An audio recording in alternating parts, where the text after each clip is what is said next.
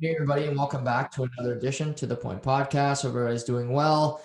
Here on a Tuesday, following tough loss for the Toronto Maple Leafs last night, we are going to talk about some Breaking Bad. But my partner Shamus wearing the Austin Matthews jersey today, in solidarity of I don't know. But let's start off. How you feeling today, and why the Matthews jersey following a pretty abysmal series from 34? Ah, I want to start off by saying I didn't believe in a curse. Before today, I was like, you know what? There's no curse. It's just bad luck. You keep telling yourself bad luck, bad luck, bad luck. But after last night, I crawled into bed and I said, it's a curse. There's a Game 7 curse, and there's clearly a curse of Toronto making it into another round that doesn't start with numero. Yeah. So that's my reasoning. I told myself before I got in this pod, I knew all week leading up to, I guess, Saturday night when they blew that one. I said, you know what, win or lose Tuesday when I hop on the pod, I'm putting the jersey on. I got to show my true colors. That way I can't, if I didn't wear it and they lost, I'm not a coward, but I got to keep it on. Matthews, it's between Matthews and Marner. Those are the only two jerseys I own, and the Yeah. Matthews Marner just put too many pucks over the boards for me to put on his jersey for today, so I decided to go with the latter. Right. A tough loss. I know you've probably talked about it lots on your pod, but what are your thoughts on the series? Like, just an absolute choke job. Yeah. Yeah. Choke. I mean, Carey Price. I mean, off the Yeah. top. I Oh, mean, for just sure. a phenomenal series from him. But I look at Game 5 where you step on a team's throat, and the first 10 minutes they were just dead, and they let Armia score twice. They let Corey Perry win some puck battles off them, and it just set a bad tone. And in the first 40 minutes of Game 6, they got outplayed too. So I obviously it comes down to this year. It's Bill Nylander can't be the scapegoat anymore. He played fantastic. He 8 points in 7 games. Mm. It's on Marner and Matthews. You make all that money. The money you make's irrelevant if you win. But right now, people can use that argument against them because they just didn't show up when you needed them most. And Carey Price, the $10.5 million goaltender, uh, certainly did. He earned every cent of that Yeah. $10.5 million, Yeah. and that's what people should really focus on. As much as Matthews and Marner's couldn't get it done, Montreal did exactly what they needed to basically win that series, and that was Mhm. give Toronto no space. Those last three games were, they were battles, but for the right reasons for Montreal. They finished every hit. Their defense they weren't perfect, but they did enough off defensively to keep everyone uncomfortable on Toronto's side. Yeah. And more importantly, if all else fails, you got playoff Price back there absolutely robbing and shutting down some of the best offense in this division. So no, I mean, it's kudos to them.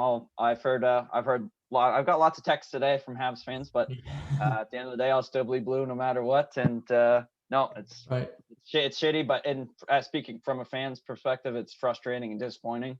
I'm sure. Yeah. But it's you get used to it, I guess, especially after last year. Right. Yeah. Playoff Price and playoff Kotkaniemi. Jesperi Kotkaniemi Jr. the third. I hate Just that fast. I three hate him. goals. I hate his stash because it looks like he's four. But I like the hat and the get up after Game 6. I think he looked good. It was actually a pretty good look. Yeah, it I'm was a not gonna pretty lie. good But look. I still hate him. I hate Yeah. his guts. Jesperi Kotkaniemi Jr. the third with the Game 6 overtime winner. But tonight we're gonna get our mind off Toronto. We're gonna talk about episodes 4 and episodes 5, season 2 of Breaking Bad.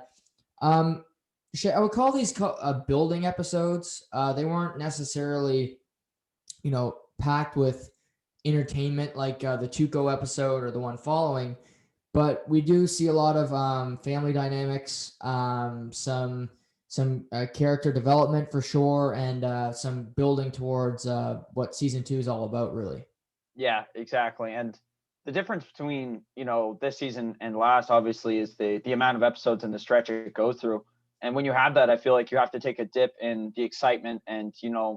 get more of these building blocks towards obviously a great season finale and, I'd say a great even middle of the season as well. But Mhm. where don't you find where the season started off with such a bang with everything going on with Tuco and them, out at this warehouse and stuff, that it was just a matter of means before it kind of took a little dip, I guess, in the action and stuff like that. Absolutely. I mean, when you kill off Tuco, there's no antagonist right away. There's no person that's really coming to get them. Even Hank mentions that there's little to no Crystal on the street because they're not cooking anymore. So you can't just throw in a new villain or someone going against their ultimate goal right away. It needs to come organically, and I credit the Breaking Bad writing crew for doing that. And also, you need to see what Walter's going to do after he leaves the hospital. He can't just walk back into the house and everything's hunky dory. And we clearly see that in episode 4. Yeah, both Walter and Jesse keeping Yeah, it very low key because for one, the DEA is obviously all over Jesse. His car was found at the shooting, and Walter, his family is definitely keeping an eye on him, where he's just kind of had this to them, he's just had this traumatic breakdown, and they kind of view him a little differently than they have before that. right. And starting episode 4, it's a flash forward, if you will. We'll see what happens later in the season, but we see again it's Walter's pool, and there's this pink teddy bear floating, and this time we see a man in a hazmat suit pulling the bear out with the thing for the pool. I forget what that's called, but anyway, Scooper. Yeah, there you go. Pulling that out of the pool. And we see a bunch of evidence bags on the platform just next to the pool. And we don't really know what's going on, but we clearly know something's gone down at the White residence. Yeah, for sure. And the first thing you think of is, maybe there was a bust at the home. Maybe something dramatically happened at the home. You don't really know, though. Obviously, you keep getting these flash forwards where they're giving you bits and pieces, but they're not giving you the whole aspect. So it does let your mind wander a little bit, which I do enjoy. Yeah, me too. I remember watching for the first time thinking, what the hell is going on here? It Yeah. was so confusing. But looking at it now, I really can appreciate it more because it's just, you're like, okay, what's going to happen? Clearly something's happening, but it makes your mind wander and really ponder it. Mm-hmm. Then we pivot to Jesse and Walt. They meet at a convenience store because, like you said, they're keeping a low profile. They're in opposite aisles. Walter's looking at magazines and gum, and he's like, "Oh, that's too expensive." And it's kind of, they say no cooking until things settle down with the family. And Jesse's like, bitch, I got no money. Like, they got my rainy day fund. And Walter gives him $600, and Jesse's not very happy because he lost everything, and he thinks he deserves half of what Walter has got in his vent right now. Yeah, and I mean, at looking back at it, I thought to myself, well, Jesse doesn't deserve this money, but it was Walter to kind of told Jesse, well, you have to get out of town. Right. And I mean, then triggering Jesse to grab all but what cash he had and to try and leave before being stopped by Tuco. So yeah, but and at the same time, when you're in a partnership, well, you do kind of have to have your partner out a little bit, or it's going to leave a salty taste in their mouth. Obviously, like I'm sure if Jesse were to end up with nothing, well, then he's like, well, fuck you. Like, why am I helping you out if you're not going to do anything for me in a time of need?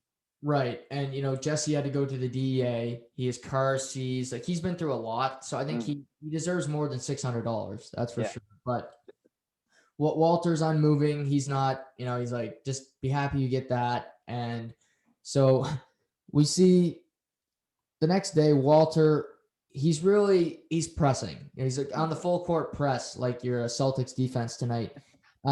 He's making the family breakfast, pancakes, eggs, a bunch of juice, and he's trying to get back into their good graces clearly. And we see from the get-go, Walter Jr. is even a bit skittish about it. He's not fully convinced, but Skylar's sitting at the table completely just knowing that Walter is acting fake here. Yeah, she's not buying it whatsoever. And for those, maybe lost last week, Walter, of course, had this fake dramatic breakdown. He went nude in the grocery store. Mhm. So, then he spent a lot of time at the hospital. Obviously, they're trying with psychiatric help and stuff like that. So yeah, you're right. He's trying to get in their good books, but it's almost like he's trying a little too hard, and it's Agreed. coming off fake, especially to Skylar, who knows him probably better than anybody. And I think she's starting to get the sense that something's up. And this, I even started to, when I watched it for the second time, Dougie, I thought she probably has an idea that maybe this was on some kind of plan, and Mhm. that what happened in the grocery store was not what it seemed. Right, because when you hear a doctor say we can't find anything, Yeah. that's hard to believe. It's hard to say, okay, you found nothing, and Walter was just sick or something. So I completely agree. I think she's calling BS on that whole thing, and so she's we see Walter Jr. go to school, and then it's this long diatribe of Walter saying, I found this thing where you could find out how to get your book published, and she's going, yeah, maybe we could do that, whatever. And then he goes, oh, about the second cell phone thing. Yeah, I think it was actually my watch alarm that you heard, because it's got the same setting as the phone. And he's going on and on and on, and it's so clearly a lie. Like, it's just he won't shut up. I mean, we both know, we both lie in our lives. A lot of times you just keep talking, and then eventually the person's like, okay, cut the shit. Like, I know you're lying here. And he's just talking in circles, talking in circles. And eventually she's just sitting at the table, walks away, and slams the bedroom door because she knows he's full of She it. leaves. No, she leaves the Oh, right. That house. was, that was later. I'm thinking, oh, right. She just leaves the house without telling him, which is Yeah. what Walter had been doing for, the past number of weeks. Yeah. So, and it's kind of a taste to his own medicine. Throughout the episode, Skylar just leaves for a few hours Yeah. and just doesn't come back, and doesn't say where she's going. She kind of repeats herself. Walter said, "Oh, well, where are you going? Why can you just tell me?" And he Out. says, "I'm just going out." And it's this repetitive nature, but it is giving him a little taste of his own medicine, because of all those times that he was leaving to cook or leaving to see Jesse. Well, obviously he wasn't telling her where she was going, or he wasn't telling her where he was going. So, Yeah. it's kind of the same thing. But yeah, this scene's so funny, and I forgot all about it, because you're right. He's just rambling, lying and lying, and all of a sudden the door slams, and it's like she's just gone. He just looks around, like, Skylar, Yeah. and but she's nowhere to be found. Yeah. So she leaves the house. We see a few more interactions where she, like you said, just one word answers. Oh, that's Yeah. nice. Out. Okay. And he's getting fed up. Hmm. But this episode is titled Down because it's really a bad episode for both of our main protagonists. Yep. We pivot to Jesse. He's at a law office. He's sitting in a boardroom, so to speak, and he's just kind of banging on the table, playing the drums like he likes to do. And he opens the door. Laura comes in with his parents, and he's told that his parents are kicking him out of his aunt's house. He's like, "It's my house. I earned it." They're like, "No, we actually own it, and we're kicking you out because." And the main reason, his mom, after Hank came over and talked to her about Jesse being MIA, found his cook site in the basement. Yeah, this was a shocker. And it was a shock to him too. He's like, "You guys have an extra key," and Yeah. I mean, get your head around it, Jesse. Like, oh my God. But yeah, so as soon as they see that, you're right. They get the lawyer to basically do all the talking for them, but it comes out the same. We want you out of the house. Yeah. And they, and to Jesse, he's, the next scene pivots to him sleeping. He's just sleeping in the house, and his Mhm. mom's kind of like, Jesse, and he wakes up. He's like, oh, and I love this part. He goes, oh, I'm sorry. I've just been really busy, and he's there sleeping in the middle of the day. And his mom's like, yeah, I'm sorry, Jesse, but they are actually moving up. So he didn't really believe them at first. I Oh, think they he thought thought it it was was a bluff. he thought it was a warning shot, when really it was the kill shot. And Yeah. the mover's already there, moving everything out, trying to get stuff out as quick as possible.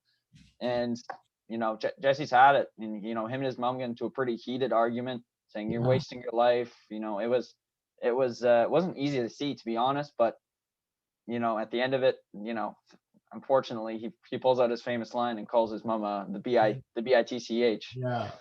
Yeah, you're right. It's an uncomfortable scene because she's like, you know, we'll talk about getting your stuff back when you turn your life around. And he goes, well, this should help, bitch. And he's in such a bad state. He spent the $600 that Walter gave him all on drugs, and Walter calls him on it right away. No. He's like, you spent all of it on drugs, didn't you? He goes, no. And he goes, I know you. No. And he's trying to lie, but he's got basically a milk crate full of stuff to his name. He doesn't have a phone anymore because of Tuco destroying it, and he's got no money. So he's literally homeless right now. Yeah, all he has is the bike, which, yeah, we'll see. But it's funny looking back. You kind of see the high, a super low of Jesse in this episode. I have probably the lowest he might be in throughout the series. Just keeps kind of spiraling down from here. But then you also see him kind of like a little bit of a comeback / probably one of his highs in the second episode. Right. Or the second episode we'll talk about. Sorry. Yeah, and so Walt, we just see a small scene. This is another one where we see Skylar completely rebel against Walter. Walter Jr. is starting to do the same, and he's changed his name to Flynn, and everybody keeps calling him Flynn. His friend Lewis comes to the door and he says, "Is Flynn here?" And Walter's like, "Who the hell's Flynn?" And then his mother, Skylar's like, "Yeah, I know. He likes to be called Flynn." And Walter is so clearly uncomfortable with it, and he's taking it as a personal shot, which, to be fair, he probably should, because Walter Jr., at least in my mind, doesn't want to have the same name as a guy he really doesn't respect all that much right now. Yeah. I didn't think about it as much the first time I watched it, but the second time around, I'm like, well, it probably really hurts, especially when you're named after the man that you're supposed to, your father and someone you're supposed to love. But yeah, it's very, very difficult to see, and Walter's clearly upset, even though he tries not to be. He's a terrible liar. He's a terrible actor. Yeah. But yeah, no, and the way that, of course, Skylar just kind of nudged him off. It's like, yeah, like I knew the whole time. Like that's what his name is. So you're definitely seeing a divide between the family of some sorts. I also love that Lewis made his final appearance. Yeah, Lewis. Yeah. Yeah, love seeing that guy on the show. Yeah, we hear his name a lot. You're right. It's rare that we get to see Lewis, and he comes to the door and doesn't want to come in for dinner, but he does want to see Flynn. So that's a good little scene for Lewis. We'll get to the fight between Jesse and Walter and Skylar later, but so we see Jesse starts to go to friends, and he goes to his former bandmate, and they're playing a rift, and this guy's got a young son, and then he's thinking, yeah, I'll stay here a couple of days. His wife comes in, gets a look at Jesse within 5 seconds, and is like, it's this line where you want the person to leave, and you just like, yeah, can I speak to you in the other room? If you have he knows. If you have a woman in your life, he knows right away. Yeah. And he's just, yeah, of course. And he's just like, oh. And he's like talking to the kid. I hate carrots too.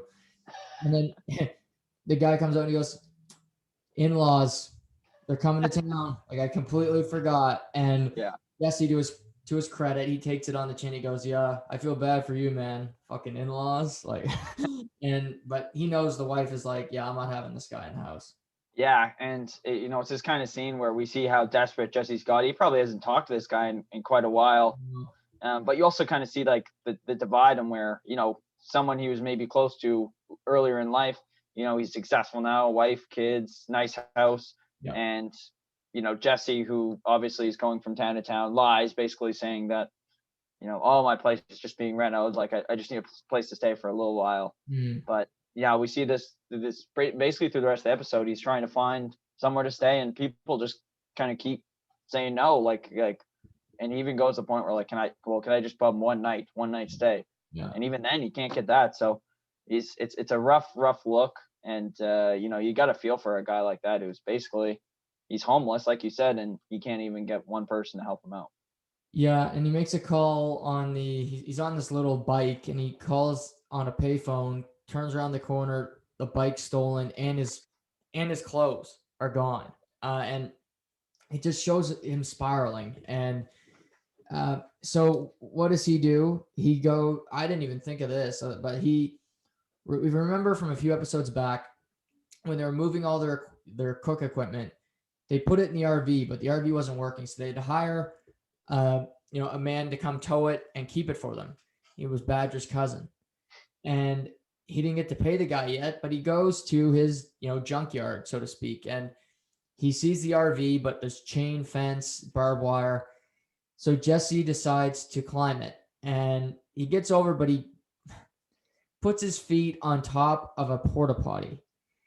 And what happens, of course, he breaks through the top of the porta potty and then is immediately covered in that disgusting blue porta potty dye. And it was just really gross, to see Jesse all dosed in blue. Yeah. This is the low of the low you'll get. He's covered in dye. He walks basically into the RV and moves a couple boxes over and lays his ass down on a box. And I don't know whether it's the RV smell or the blue dye smell from the porta potty, but he puts a mask on and he basically just lays there and cries because he's like, what, like this is my life. Yeah, it shows Jesse is most pathetic we've ever seen him. He just snobs, and he's so, he's really just, like you said, covered in blue, laying on a piece of cardboard. He's really, really pathetic, and it's tough. It's tough to see him because he's broke, he's homeless, and he's got nobody to help him. His parents, Walter, nobody's gonna give him a break.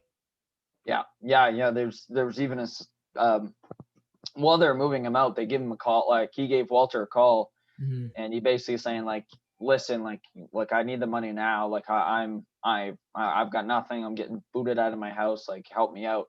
And kind of Walter was in an argument with Skylar, and obviously kind of, he's already heated, so he's not really going to take any of Jesse's shit. So he just kind of basically hangs up the phone on Jesse. Yeah. So moving back to the White House, Skylar, she's continuing to leave the house every day. Doesn't tell Walter we're giving him a taste of his own medicine. And so I think to kind of try to gain some favor back, he decides to take Flynn driving. But that goes terrible for him because Walter Jr. uses both feet when he's driving, and he ends up hitting a cone, and they fight, and he doesn't do himself any favors in getting back in his son's good graces. No, just kind of pisses them off more, and for someone in that condition, maybe it's easier to use both feet, which is what Flynn wants to do. Yeah. I'm just gonna call him Flynn throughout the rest of the episode because I like that. But Walter's like, no, what are you gonna do? You can either do the easy way or you can do it the right way. Yeah. And I think this goes to show like, just what Walter's doing. He's not that he's taking an easy way out, but instead of doing something right, which is not cooking meth and maybe trying your best to live and provide for your family in a legal matter, he's kind of taking the easy way where he's just going to cook and make some scrummy money on the side, basically. Right. And so we get to this point where Flynn's gone with Lewis and he's home alone with Skylar. And he sits her down and he says, we got to talk. Like, I'm sick of this. Like, we got to just communicate here. And he says he apologizes for his unplanned absences, his emotional unavailability, and that cancer is not an excuse. And Skylar agrees, but she goes, is that it? And Walter's just like,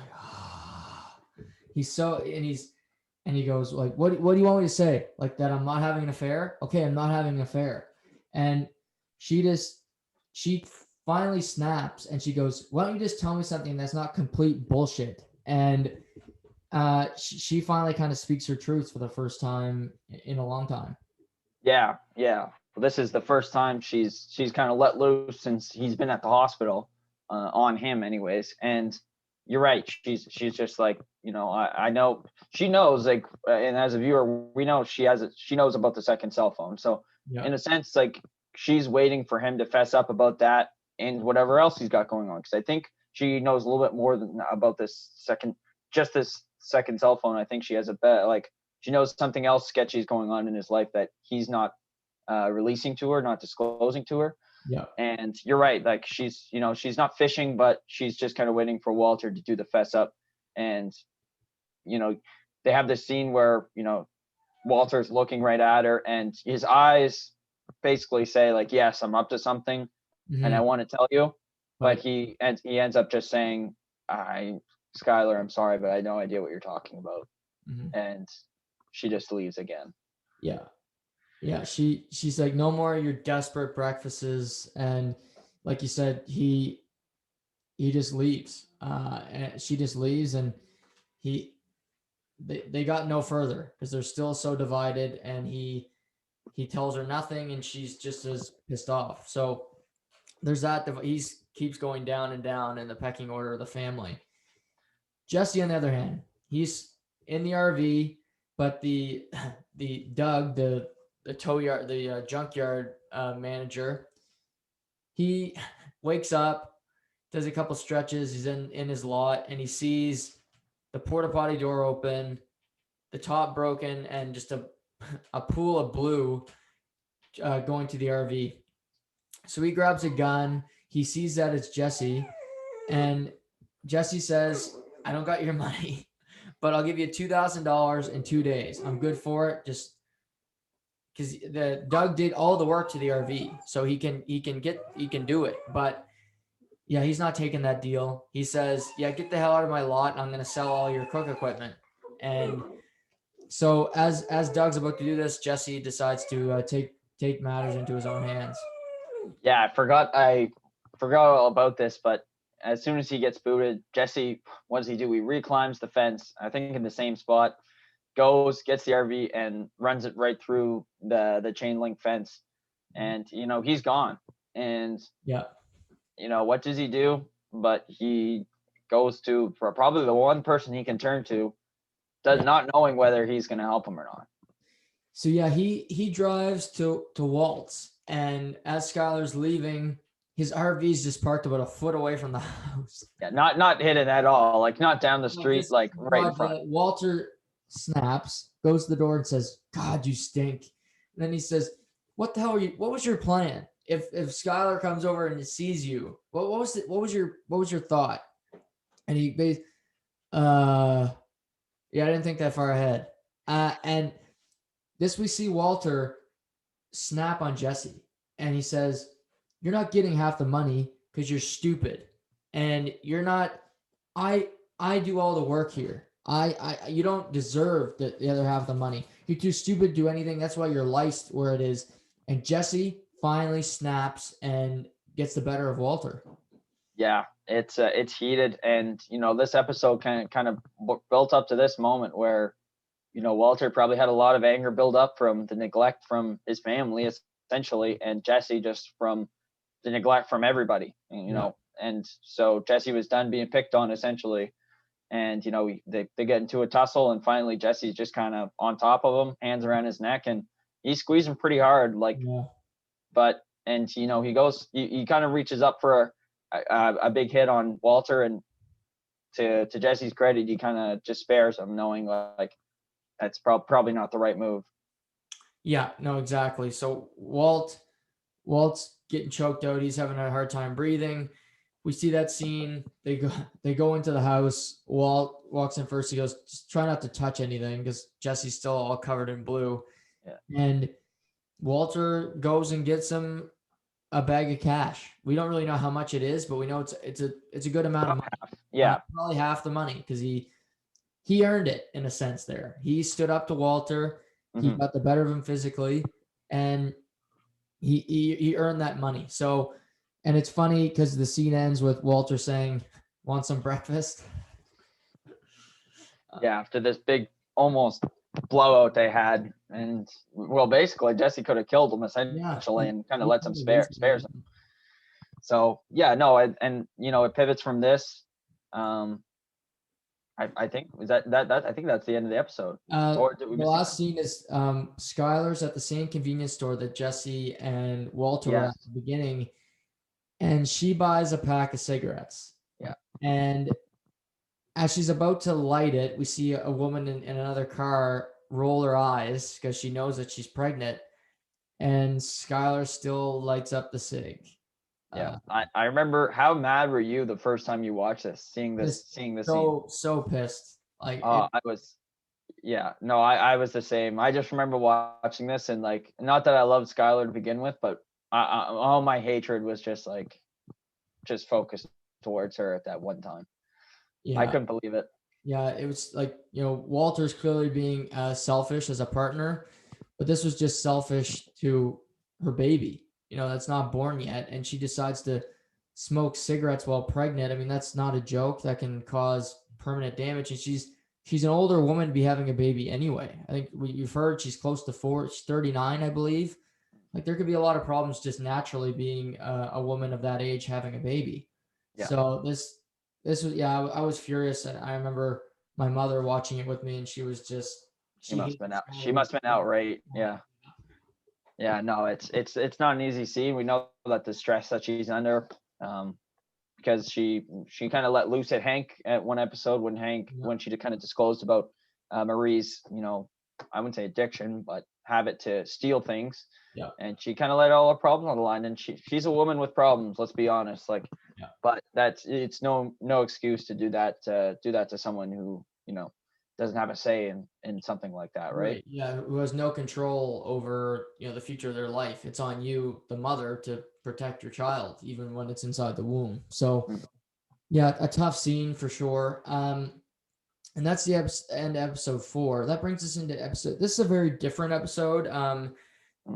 We see a lot of building towards the future of Jesse and Walter's enterprise when it comes to moving meth in this episode, and also Hank and how he's doing psychologically, which is really interesting. But this episode is called Breakage, and it starts with, we see two Hispanic looking men swimming across a river, and it looks like they're sneaking into the US. I mean, I've seen this scene in many movies. I thought of Two Guns when Denzel and Mark Wahlberg were swimming back from Mexico. So that's the first thing that came to mind. But they're swimming, clearly a long swim, and they get to the side of a creek, and one man stops because he sees something, and it's a box with Tuco's grill in it. And we know that Hank had this grill. He got it as a gift from the DEA for his kill of Tuco. So we don't know how it got there, but we know that Hank clearly does not have it in his possession anymore. Yeah, this is a little foreshadow into what's going on. And yeah, you're just wondering what's going on. Did something happen to Hank? Maybe someone took him out while he had this on him, or maybe someone stole it from him as because they knew whose it was. But yeah, it leaves more questions than answers. And it's not to give it away, but it sums it up basically at the very last scene of the episode. Right. Yeah. It comes full circle, like you said. So then we pivot to Walter. He is done his first round of chemotherapy. It's gone pretty well. Their doctors like it's cautiously optimistic here. Could come back, but he said he's feeling pretty good. But the biggest problem is when he gets the bill. And he goes to this woman at the cash and he says, I thought there was like a deal for cash. And she goes, no, it's included. And it's a big bill. I mean, chemotherapy is not cheap, especially in the United States when it comes to healthcare down there.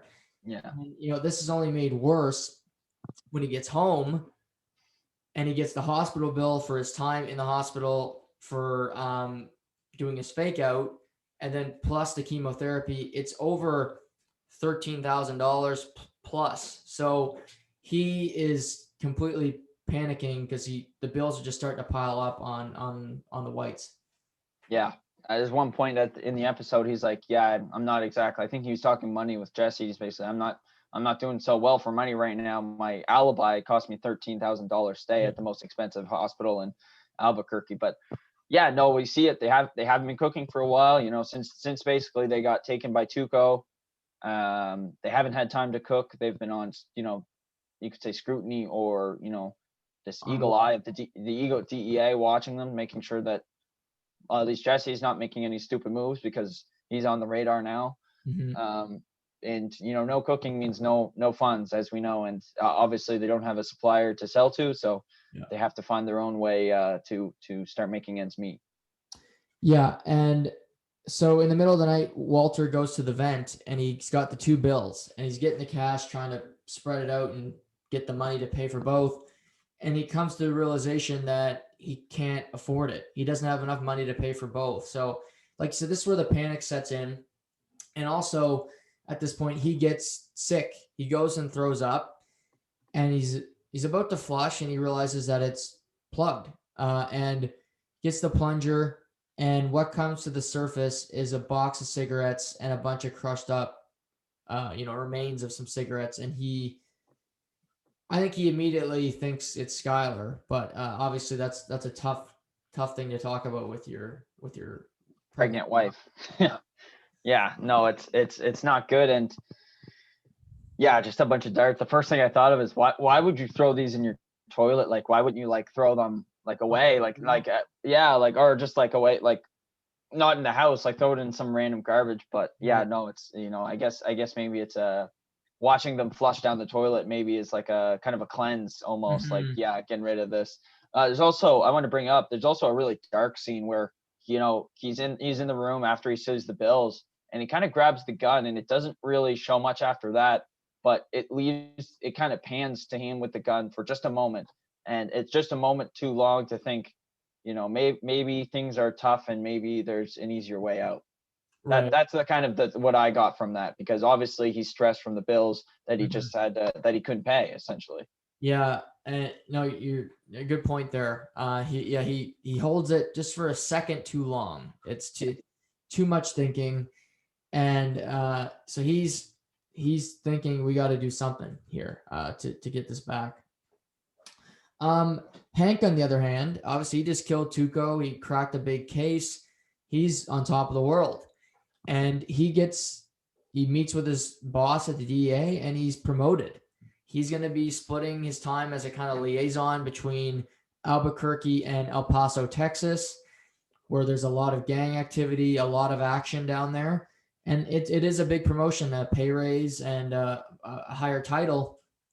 But, you know, Hank's going to go out for lunch with Gomi and a colleague, and we see he has a panic attack on the elevator. Really, I kind of wrote down PTSD, Shay, but he just shakes, and he clearly something is not right with him, because he's not all there. He's not the Hank that he was in the first couple episodes. Yeah, no, you're absolutely right. The first pan of him on this episode is him staring at Tuco's mouth, which, you know, kind of foreshadows what happens at the end of the episode. But yeah, he's looking at it. Clearly, it's been bothering him. Yeah. You could tell, maybe not by dialogue, but you can just tell by the way he acts. And you're right, a little bit of anxiety in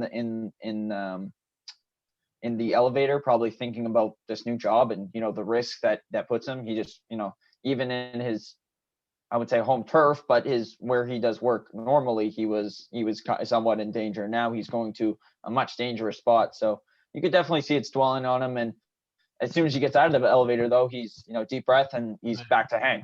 So he's obviously struggling with this, but he's also not telling anybody. He's very much, you know, keeping it hidden. Right. And, you know, the next day he calls in sick, and Marie calls him on it, and he's just brewing his Schrader brew, making his Cole McDonald Memorial beer. So I thought of too. Yeah. And he, but, you know, Hank's a man's man, like you said, and he's not a guy that's going to talk about emotions. And even with himself, I don't even think he really allows himself to think about it in his own mind. He doesn't process it. Yeah. So he's kind of in a bad state here, but so that's what's going on with him. Jesse, as we just talked about, got a large amount of money from Walter. So he returns to the tow yard, and Doug's like, you got some balls showing up here. He's about ready to kill him. But he sets up a deal. He pays him the money he owed plus to fix the fence. And he says, how much to keep the RV in here, for the time being? And Doug's like, no, you're not keeping it here. Like, give me $1 million, whatever. But he goes, no, like, let's figure something out. So Doug says $500 a week, no privileges. But Jesse says, no. I want privileges. I want gate privileges. I want to come and go as I please. And so they decide to set up a deal. And then Jesse also makes another purchase. Yeah, he's looking at this. What are those cars? They're like cars / trucks. What are those called again, Chungy? Do you know? Yeah. Oh man. Anyways, it's off the top of my tongue. But anyways, he's looking at this super nice car, and then it pivots, and they go, "What about that?" And the guy just behind me is like, "Are you serious?" Yeah. And then who pulls up to a rental property but Jesse in this? What do you know? What kind of car is it? I looked it up, and it's like it's an old school Volkswagen. Okay. But Golf. it's kind of like a Golf, but they're uglier than Golfs, which is hard to imagine because they're pretty ugly already. But yeah, it's this red car that is a clunker. He got it for cheap, and but it gets him from point A to point B, and it keeps a low profile. It doesn't make him look like he's got a lot of money. So smart move, I guess, on one hand. Mm-hmm. So, like you said, he pulls up at this rental property, and we meet a new character, Jane, played by Kristen Ritter, who was Jessica Jones, I believe that was the show, Shay. So she's the landlord of this property. Her dad owns it, but she kind of manages it. And he's talking to her. He likes it, whatever. It's a good spot. But she's like, I need a pay stub. I need to, see your employment. And he goes, yeah, it's going to be tough. And she's going to, kick him out. But he kind of makes her feel sorry for him, saying, I'm in a tough time, but I got the money. I'm good for it. And she gives him a break. She says it's going to be $100 more a month. He's like, I'll pay you cash. And then he pays her 3 months up front. But he ultimately does get the place to rent. And she kind of has a little soft spot for him in this moment. Yeah, we see the first time that at least between the two episodes we're discussing, him getting a break. Someone giving him a break. His friends wouldn't let him stay there. Walter, for the most part of the last episode, kind of ignored him and denied him the money he was owed, or he thought he was owed. So yeah, this Jane, this new character who doesn't owe him a thing, just met him. He's like, you know what? I feel bad for him. And then he pulls off the worst move I've ever seen. He goes, so what's your name anyways? It's Jesse Jackson. Yeah. And she's just like, really? Yeah, she's almost like, are you serious? Like, you don't know who Jesse Jackson is? And he clearly doesn't, which is the funny thing. He has no clue like who this Jesse Jackson person is, and he's that's just my name, Jesse Jackson. And really, really funny scene. So he's got a new place to live, and so him and Walter meet for a cook in the desert. And Walt says, what if you sell at night? I cook during the day. And he goes, yeah, we could do that, but we're going to be making no money. Like you were pissed off before. We're going to be making less because, I got street cred and the DEA is up my ass. I'm not doing that. Like, I'm not going to jail. So they say, well, what are we going to do? We're both broke. Like, we got to figure something out. And Jesse, we see some business brilliance from him. He says, what if we become Tuco? What if we're the supplier and the distributor of the product? And we control the flow of information. We control everything. And Walter doesn't like it. He goes, no, there's too many risks there. And we see Jesse again. He's starting to get a little more confidence since he kind of beat up Walter. He says, you know what? You don't get a say in this. We distributed the division of labor. This is my role. And first of all, you need me way more than I need you, Walt. And this first time he really didn't call him Mr. White, and he said it purposefully. Yeah, no, he meant he said it with his chest out. We'll put it that way. And you're right. After the fight, we'll say in the last episode, he's got confidence, and he's got a little balls, and he's basically says, like, when we started this partnership, there was, you're right, there was a division of labor. You cook, I sell, and I can sell however I want to sell. Yeah. So, and Walter kind of backs down. He's like, you know what, if that's the decision, then whatever, that's going to be the decision. So what does Jesse do? But he gets his posse together. Yeah. And first it's just Skinny Pete and what's the chubby guy's name? I always forget. God's Combo. Yes, Combo. Great. And Badger. They show up to his place. He's got snacks and drinks. And he basically lays on the line. He's like, this is what's going to happen. You guys can smoke whatever in your own time, but he's going to give them an ounce, and 1 ounce is going to be 20. He's going to get back 2,000. Yeah, he's going to get back 2,000, but they're going to keep 500 for themselves. Yeah. And they said he's got all the production and all the produce that they need, so they just can basically go all out if they want to. And this is kind of their plan moving forward, and Jesse's going to run it. Yeah, he's like, you guys are going to sell, and you never bring drugs here. You never bring money here. We're going to have dead drops every day. I'll tell you where they are. And like you said, if you can sell more, I'll give you more. So we got endless supply, and it's a interesting scene. And yes, he even establishes more dominance because he tells Badger to reiterate what he told them. And Badger goes, yeah, it's a really good opportunity, man. Exactly. Let's go. And the three boys are on board, and they're going to be selling meth full time. Yeah, I kind of forgot about this, Juggy, because thinking just about how Badger is kind of an idiot. Let's just put it lightly. Yeah. I didn't think Jesse would go to this, but clearly, he's trying to get some higher command, and he's trying to get some troops, I guess, and he doesn't know maybe a ton of loyal troops, but he thinks these guys will do the trick. Right. He has enough of a relationship with them that he trusts them just enough. Everybody else can be a bit of a wild card. He goes, I trust Skinny. Combo's always been there, and Badger I can control by probably fear.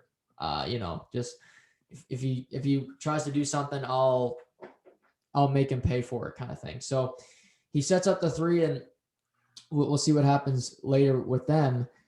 In the meantime, the Whites go to the Schraders for a barbecue to congratulate Hank on his promotion. We see Marie, she's really concerned because in El Paso, DEA agents come back over the border with no head. Often they're just, they get headed over there. It's a scary scene with the cartel and everything else. And Hank, we can just see he's not excited. He's kind of aloof. He's not talking to the family much, and he's kind of just avoiding the topic of conversation. Yeah, he's avoiding it altogether. Because I think, and like you said earlier, he's trying to ignore it himself as much as he's trying to ignore that awkward conversation about mental illness with Marie as well. Mm-hmm. So obviously he's a little shook. But it's at this time where Marie follows Skylar into the kitchen, and if we can recap, Skylar is not happy with Marie. Marie stole the crown, the tiara from this place, and basically got Skylar into almost a lot of trouble, and won't fess up to it, won't apologize. And Marie's rambling on, and Skylar just kind of, she goes, shush, like just be quiet. She's like, just shut up. I don't want to hear any more of this stupid crap about you buying purple stuff. I don't really care. I want an apology, and I want a sincere one. And Marie's like, you can see she hates to admit that she's wrong. And Skylar says, emotionally, I want my sister back. And Marie says, I'm sorry. Like, I'm really sorry. And I am trying to get better. Like, I'm seeing a therapist, and I hope that we can rebuild here. And it's a good scene between the two sisters. Yeah, it's the first time that Marie's kind of, on screen basically said that, she does have a problem, and that she's, trying to work towards it. Before, she kind of just talked to Hank about Dave, her therapist. Yeah. But it was nothing very serious. So yeah, it's a good scene kind of to rebuild, because Skylar's kind of at an all-time low with her relationship with Walter. And she's they mentioned during this episode that she's about 2 months due. So that's not easy. The further you get down the road, that obviously gets harder and harder for anyone who's pregnant. But yeah, so we see that. And then Walter Jr. is kind of pestering Hank outside. He's like, what was it like? Like, it must have been cool. You must have been, nervous. And, Walter was there, and he saw it, and he's kind of tells Walter Jr. like, pipe down. Like, it's not something as exciting like a movie. It's, it's basically real, and, it can basically affect somebody. Right. And Hank's just like, yeah, I got to go take a piss. And he leaves right away just before he could talk about it. This brings us to an interesting couple scenes. And this is really the action of this episode, where we see a montage of Combo Badger and Skinny P selling meth. And they're doing it effectively. They're selling their ounce. We see the dead drops, Jesse getting cash from them, and everything's going really smoothly. There's, the blue meth is back on the streets in a big way. And it's going great until the last scene of it. We see Skinny P sell to this meth head. She's biggest meth head. She's Wendy, but worse. She's covered in bumps all over her face. She's clearly just so cracked out. And she buys from him, and she rounds the corner, and she yells, "Cops!" And she starts running back towards Skinny. And he doesn't know, and he's selling, a controlled substance. He's going to jail. So he follows her. They run down this alley into this like storage unit, sort of a little bit. And as they run in, around the corner is this woman's husband with a switchblade, and Skinny has to give her all the money. And it was a full ounce of meth that he had. He hadn't sold much that night, and they take him for everything that he's worth. Yeah, and this is where we'll get to it, but like, this is where Walter and doesn't really have the street knowledge that these guys do, and these things happen. I think it also happens that it looks like Badger was getting a little roughed up by some customers.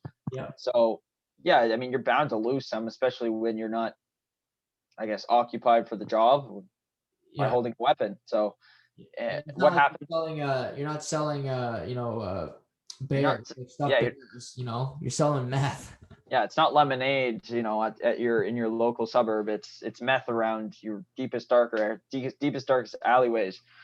So what happens? But Walter and Jesse meet. Walter's like, "Nice ride." Yeah. And Jesse's like, "Yeah, trying to keep it on the DL." And they have a conversation, and Jesse gives Walter his half, and Walter's not happy. Yeah, he says, "This is 16,000. From what I cooked, I should be getting $17,000." And Jesse says, "Yeah, well, Skinny got pinched last night, and he's good for it. It's the price of doing business." And Walter's like, "Well, no. I mean, I don't know anything about the street. You've made that perfectly clear. But what if somebody keeps doing this and they know, what? I can steal from Jesse Pinkman. And what if people start doing it more frequently? And then there's a breakage." And he says, once somebody knows you can be robbed, it's open season, and they'll just continue to do it. And it gets to the end of the conversation where he implies that you need to send a message that this is not going to be tolerated. This is not going to happen to me. And they kind of leave without having that discussion, but Walter's implying that Jesse needs to do something here. Yeah. He needs to stand his ground, essentially.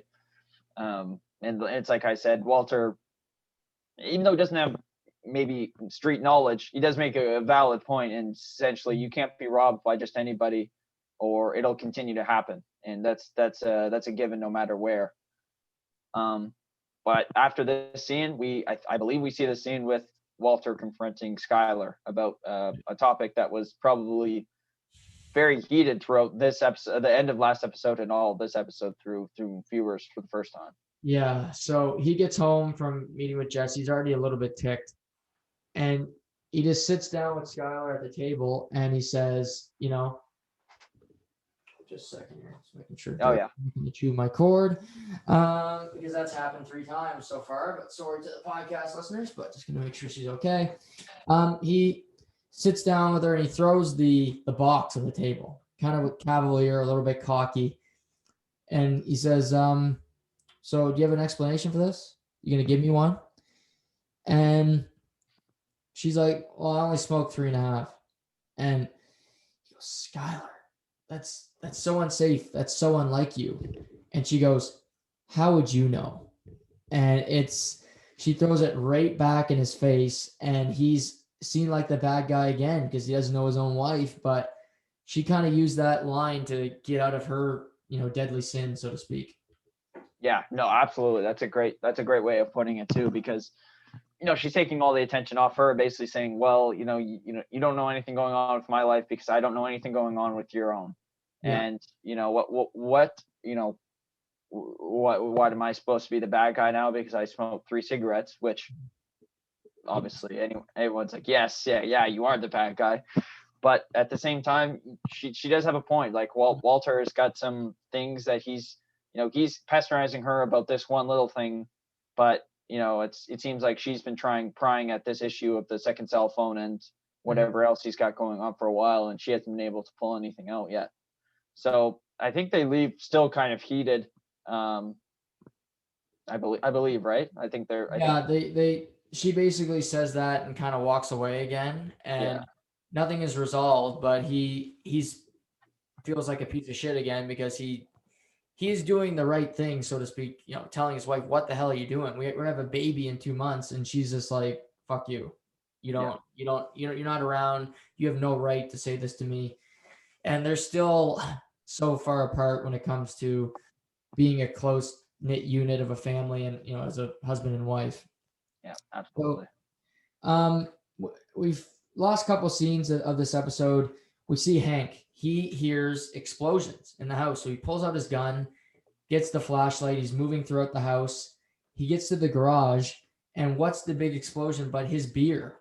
They're exploding. All his brews the tops are popping off them. All the lids are popping off, and clearly he's put them on too tight, or he's done something wrong. And it had nothing to do with anybody, an intruder coming into the home. Yeah, I mean, he even at one point even kind of points the gun at Marie, who enters through another door. But it just kind of shows that he's on edge.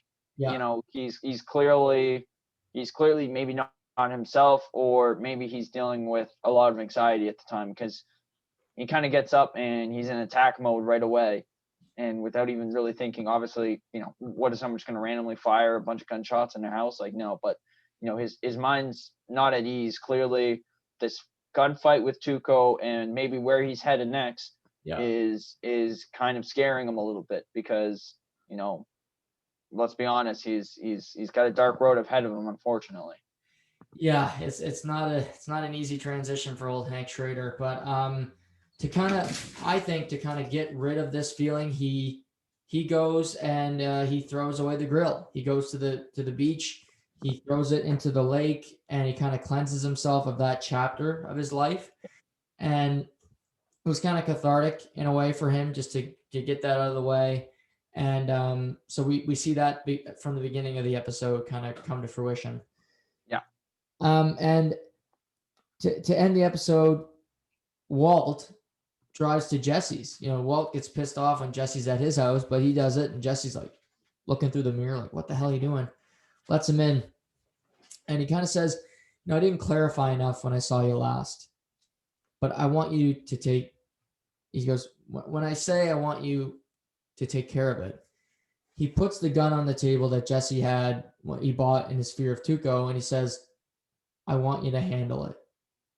And the episode ends with that little with Walter implying that he needs to take out the meth heads that stole from them. Yeah, and we're starting to see this crime boss slash drug lord kind of start to shape form, aren't we, Juggy? Because here he is calling out hits on people who've stolen from him because he feels he's being shorted of his cash. If he wasn't being shorted of the money that was supposed to be given to him, I don't think it would be a problem. No. but because it is, he's feeling like he's being threatened, and he feels like he needs to take action on this. Yeah, definitely. He's the Heisenberg alter ego is coming out, and more and more. two meth heads that are have no power. They're just hooked on methamphetamine. Stole from him. You can't let two lower level people steal from you. It's one thing if Tuco scares you. This person is a nobody. You cannot let a street thug take from you, and he clearly thinks Jesse's the man to go eliminate that potential threat. Yeah, that's not the only time he does it throughout the series, Yeah. unfortunately. But we'll get to that much later. But yeah, next episode's a really, really good one. I like the next episode a lot. It's interesting for sure, and it's one I always look forward to because you get to meet these two crazy characters. They're only in for one episode, really, but they are both colorful in their own way, and you also get to see Jesse interact differently than we have the whole series. Yeah, no, absolutely. It's exciting one coming up. So keep posted, and tune in next week because I think you'll really enjoy it. Yeah, it's one of the most memorable episodes for me from the show. Just with those two and Jesse and their interactions are just funny. And so yeah, tune in next Tuesday. We'll break down the next two episodes of the show. So Shay, with your Maple Leafs unfortunately falling out, what do you do now? Do you root for a team? Do you just watch the games? Where do you lie on that? Yeah, I thought you might be asking me this, so I kind of thought it. I gave it a little bit of thought today. I'm not big on the teams remaining. Obviously, there's 4 series left. I'm not big on back-to-back winners. So not that I'm rooting for Tampa, rooting against Tampa, but I would prefer them not to win. I'm loving Colorado right now, just the way they're looking, and obviously it's easy bandwagon to hop on. But I kind of said from a while ago, at least halfway through the season, I thought they'd be there at least. Mm-hmm. But I like Carolina as well. So being kind of rooting against Tampa, I hope Carolina kind of pulls through these next 6 games, whatever they need to do to beat Tampa. Because of my good friend Brent Lawson, I'll never ever cheer for Boston. You hear it here first, and that amongst other things. So I guess in a way I'm not a big Islanders fan, but I'll be going for them and Winnipeg as well. I'll do anything to eliminate the old MTL. So, and it's obviously good to cheer for a Canadian team. So if Winnipeg, they will make it to a conference final. Hopefully, I hope they can get past whoever they have to play in the third round. It'd be Colorado. It would be Colorado. So going against myself. So and either way, it would be fine to see one of those teams go to Stanley Cup final, because I don't think either have, and Winnipeg has never, and Colorado hasn't since 2001, right? Yeah, it's been a while for Colorado from Sakic and Milan Hajduk and Peter Forsberg and that elite group. When it comes to the NBA, your Celtics play tonight in a little over half an hour. They're on the brink of elimination. Yeah, are they done tonight? I'd like to hope not, but when the big three gets going, I watched a lot of that their last game, and when their big three gets going, there's no stopping them. Kyrie, he hates the Celtics. That the whole thing with him stepping on the logo and the fan throwing stuff at him. It's clearly a hatred between the fans and the franchise and himself. Mm-hmm. But I'm gonna go for them because it's tough to see two teams that I love go out back-to-back nights. I don't think that's ever happened to me before. But no, I'll be going for them. What's your prediction if you had to give a score right now? What do you think's gonna happen? No Kemba again. No Robert Williams. So I'll go 130 to 110 Brooklyn. Yeah. You're probably giving them more than they deserve, but appreciate that. Thank you. Well, Brooklyn plays no defense. No, and that's the thing. When if they're guys like Tatum and they can have a little bit of bench scoring, they're usually fine. But no Brown, no Kemba, no Williams. It's all but wrapped up, I think. And Brooklyn's just looking to put a nice little bow on it. But at the same time, I hope they go deep too, because whenever your team gets beaten by a team, obviously you're rooting for them to go a little further. Right. No. And Milwaukee. Hey, we talked about in our last basketball podcast. Milwaukee, they kind of exercised their demons, pulling the brooms out to Miami. So I'm kind of rooting for them now too, a little bit. If my Boston Celtics do get wrapped tonight, I think Milwaukee. I want them to see them go deep, because obviously these last few years they've played really well in the regular season, and it just hasn't transitioned. Yeah, that'll be a great series for sure. Brooklyn and Milwaukee, that'll be a hell of a series, and some interesting stuff out west where you got a lot of 2-2 series, and LeBron's got a huge game tonight. See if he can step up without Anthony Davis. He's just been pedestrian so far in the playoffs. The big Penguin hasn't been all that great. What's been your favorite series so far out of all of them?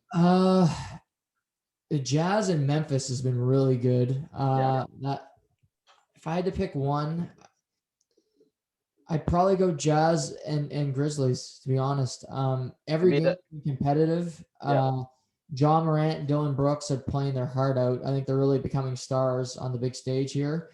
And, the Jazz are winning, to their credit. Donovan Mitchell last night, 12 for 13 from the free throw line. And you got guys like Ben Simmons and Luka Doncic who are shooting like 16. It's embarrassing. It's so embarrassing. I watched when I wasn't watching the Leafs last night. I would flick on the Wizards and 76ers, and I'm like, how are you in the NBA and supposed to be this elite player if you can't knock down simple free throws when you're not even tired? Yeah, it's ridiculous. Yeah, it's quite the scene. That it's like missing an empty net for me in hockey. A free throw, like, you should be good at them. Like, there's no excuse. I don't care if you're 7 feet. Make your free throws. Yeah. But yeah, some good NBA action tonight. We got Hurricanes Lightning in just under an hour in game 2. So lots happening. Shay, what do you got on the go the rest of the week? I'm gonna take it pretty simple. Watch a little sports, and probably try and catch up on some other shows that that I haven't, because I've been kind of vested in the Leafs MTL series for what feels like a decade now. But no, yeah. Any good movies you got recommendations, or anything you're watching just out of the blue lately? I watched for the second time. I watched Us, that Jordan Peele movie.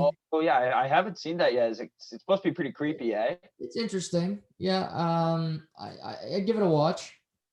Okay. I also recently rewatched Tenet. That was just as so hard to follow the second time, but I enjoy the movie. Christopher Nolan likes to give you a little head shake like he did in Inception, which is the movie I enjoyed. So that was good. And but I watched, I guess, Us be the most recent thing. I'm not really watching, other than Breaking Bad, I'm not watching a show right now just because there's so much sports. When I'm not podcasting, I'm not at work, I'm pretty much watching sports, and then I'm getting my 3.5 hours of sleep, and then wash, rinse, repeat. Hey, we're just like dogs. You just got to do the same thing every day, and that's how you make yourself a perfect animal. Yeah, let's hope anyway. But no, great podcast tonight, buddy, and we'll be back at it again this week. But best of luck to your Celtics tonight, and to your Canes. Yes, yeah, go Canes and Rado.